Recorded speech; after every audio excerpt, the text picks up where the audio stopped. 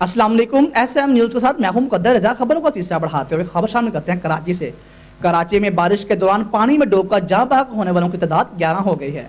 Police और rescue Hakam के मुताबिक आज कोलंगी क्रॉसिंग के करीब से एक खातून और एक शख्स की लाश निकाली गई है और पंजाब चुरंगी अंडरपास से 3 अफराद की लाश निकाली गई। इस हवाले से मजीद जानते हैं SM न्यूज़ के ब्यूरो चीफ जुल्फ़कार अली से। जी जुल्फ़कार अली, आगाह कीजिएगा।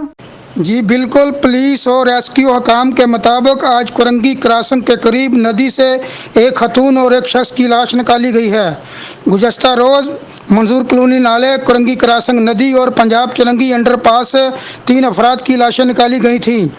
मंजूर कॉलोनी नाले में गिरने वाले 3 नौजवानों में से 2 अब तक लापता हैं। मंजूर कॉलोनी नाले में गिरने वाले 3 नौजवानों में तैमूर और बिलाल 2 सगे भाई भी शामिल हैं।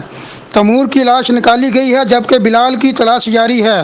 तैमूर और बिलाल के मामू सजाद ने SM न्यूज़ को बात करते हुए बताया कि दोनों भाई काम से वापस आ रहे थे कि नाले की दीवार ना होने की वजह से इसमें गिर गए। उन्होंने कहा कि दोनों के वालिद का इंतकाल हो चुका है जबकि दोनों घर के वाद कफील थे। कराची में जुमेरात 27 अगस्त की बारिश के बाद से मजमूई तौर पर अमवात की तादाद 28 हो गई है। जी बहुत शुक्रिया जुल्फ़कार अली, मतलब सिला से करने